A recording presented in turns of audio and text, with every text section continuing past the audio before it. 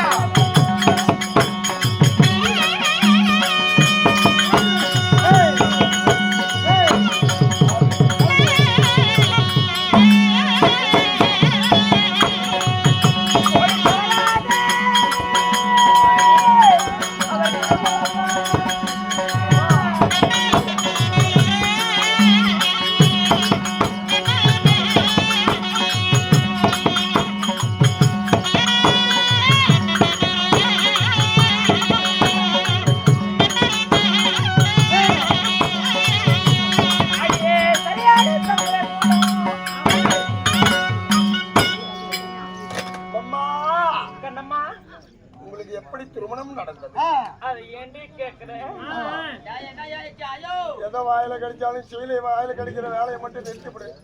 ஏன் என்னாச்சு? இந்த சீலையை வாயில கடிச்சதுனால தான் என் முண்டாட்டி சீலையை வச்சதுனால வாழ்க்கையே அனுகூலம் ஆயிடும். சீலைய வாயில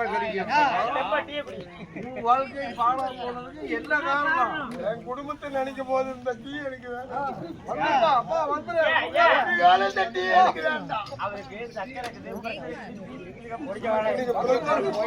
எனக்கு பிரச்சனை இல்ல, லாரியும் இல்ல, என்னதான் ஆச்சு? டீ என்னதுக்கு போவாங்க? இந்த பொம்பளை எனக்கு எங்க பிடிச்சிருக்கு ஒண்ணுதான். சரி சரி என்ன ஆச்சு? என்ன என்னடி சொல்ற? இந்த முந்தானி சீலை வாழ்க்கையே வீணா போச்சா? ஏன் என்ன காட்சி? இந்த சீலையை வாயில வைக்கிறதுனால எனக்கு ஒண்ணு இடைஞ்சல் இல்ல. என் புருஷனுக்கு ஆசை எடுத்து கொடுத்தா அப்படி பழைய ஞாபகம், என் வாழ்க்கை ஞாபகம். ஒரே பொண்ணு கோலை கிடைக்கணும், எவ்வளவு பார்த்தாலும் கட்டிக்க முடியல. அதனால ஒரே ஒரு பொண்ணு எங்க அப்பா என்ன கட்டிக்க முடியல, அவிலே கட்டிக்க முடியலையா? அவளுக்கு என்ன கட்டிக்கல, எனக்கு அவளுங்களை பிடிக்கல. ஆமா, அதனால கடிச்சா ஒரு பொண்ணு பார்க்க போலாண்டா, வாடா. தனியா போய் போய் எவ்வளவு பார்த்தாலும் நீ வேணான்னு சொல்றேன்னு அப்ப கூட்டிட்டு போனா.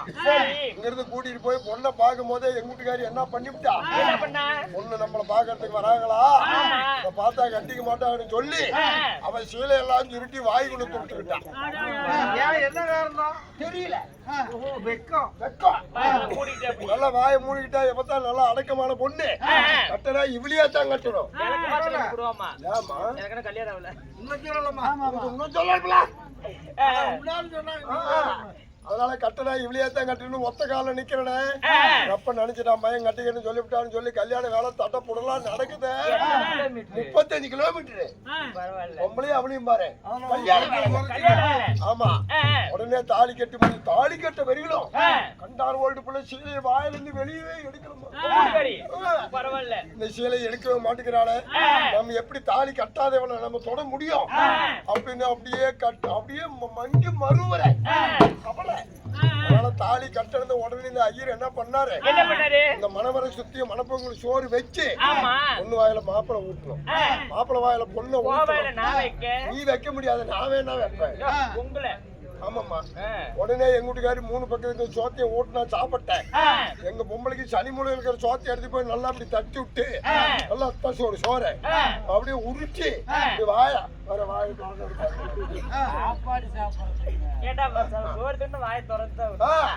கொண்டு போய் வாயில சோத்தை ஊட்டின பாரு.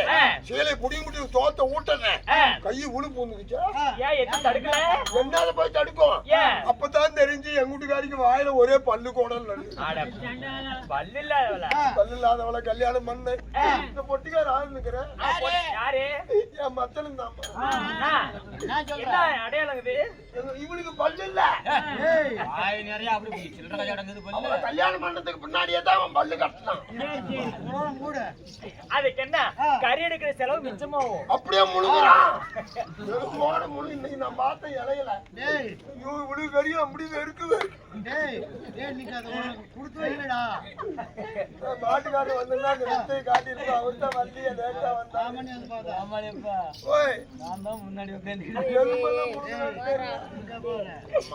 அடியே அப்படி இருந்தா அம்மா அவரை எப்படி திருமணம் செய்தீர்கள்? என்னை திருமணம் செய்திருந்தால் ஒரு நிபந்தனை. ஆண்டி முதல் அரசன் வரை, தோட்டி முதல் தொண்டமான் வரை யாராக இருந்தாலும் சரி, என் மகளோடு உடன் பிறந்தவில்லை யார் வளைக்கின்றார்களோ அவர்களுக்கு கைப்பிடித்து கொடுப்பதாக என் தந்தையருடைய கட்டளை. யாருமே வளைக்க முடியாதவில்லை.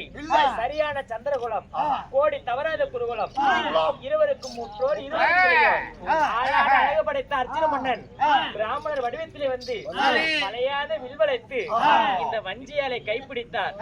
ஒருவர் வில்வளைக்க 50 தர்மன், பீமன், அர்ஜுனன், நகுலன், சகாதேவன் ஐவரையும் ஆலையிட்டு எந்த ஒரு குறையும் இல்லாமல் இந்த பிரசவத்திலே சீரோடு சிறப்போடு வாழ்ந்து வந்தோம். அம்மா வாழ்ந்து வரும் தருவாயிலே என்னுடைய கணவருக்கு பங்கும் பகையாளி யாரு? அந்த பாவியாப்பட்ட துரியோதனன் கௌரவ தலைவர் தந்திரமாக வரவழைத்து சூதுனால பகடையாடி நாடு நகரம் நவநீத செங்கோல் உப்பு செட்டி வரையோடு அனைத்தையுமே பிடுங்கிக் கொண்டான் பாவியாகப்பட்ட துரியோதனன். அம்மா என்னை பெண்ணென்று கூட பாராமல் என்னை பாரா சபையில நிறுத்தி என்னை மாளாத துயிலிருந்து என்ன மான பங்கோ செய்தான்.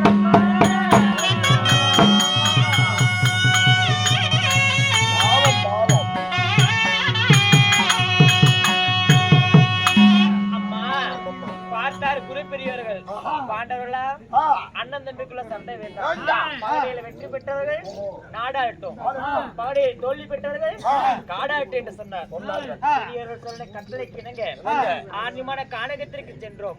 இந்த பாண்டவர் ஆளுக்கு ஒரு சபதத்தை வைத்து விட்டு 12 காலம் ஒரு இடம் அப்படி கழித்து வந்தால் பங்குல பிரகாரம் 10 நாடு தருவேன் என்று சொன்னான் பாவியாகப்பட்ட துரியோதனன். அம்மா 12 கால வனவாசத்தை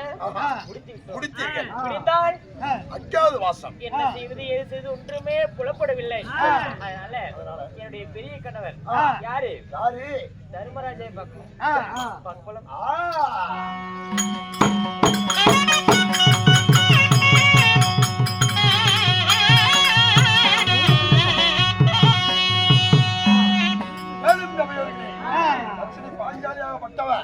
கணவரை பார்க்க போக நேரத்து இருவருக்கு மூத்தவர் இருவருக்கு இளையவர் நடுவிருந்த நாயகர் அர்ஜுன மாமன்னன் சபை தருவா.